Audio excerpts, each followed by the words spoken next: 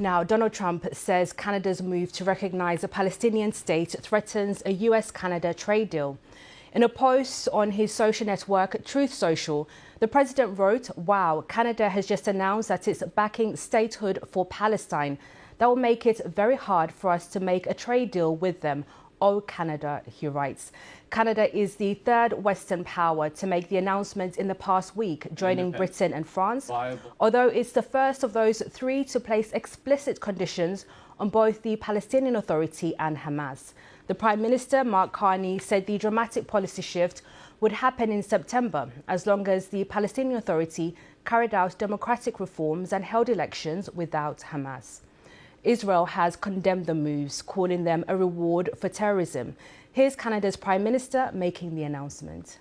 That Hamas must disarm and that Hamas must play no role in the future governance of Palestine. Canada will always steadfastly support Israel's existence as an independent state in the Middle East, living in peace and security. Any path to lasting peace for Israel also requires a viable and stable Palestinian state, and one that recognizes Israel's inalienable right to security and peace. Our North America correspondent David Willis sent this update on Mr. Carney's plans. Well, this move increases the growing international pressure on Israel, which the Canadian government believes has allowed a catastrophic situation, as it puts it, to unfold in Gaza. And that situation has now prompted Canada's Prime Minister, Mark Carney, to declare that Canada will recognise Palestinian statehood at the forthcoming United Nations General Assembly meeting, which is due to take place in September, making Canada the third major economy within a week to make such a declaration.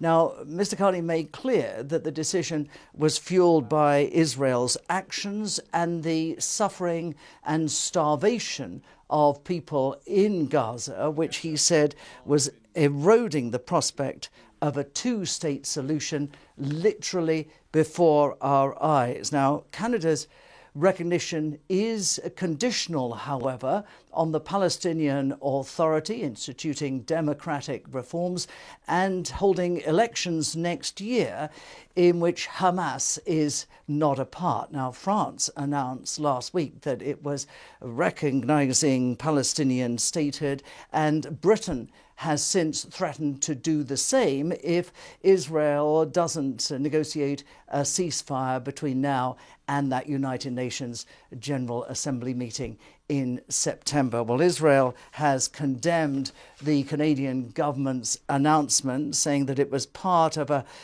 campaign, as it put it, of international pressure. And President Trump isn't in favour either. He said any such recognition of Palestinian statehood, as he put it, played into the hands of Hamas.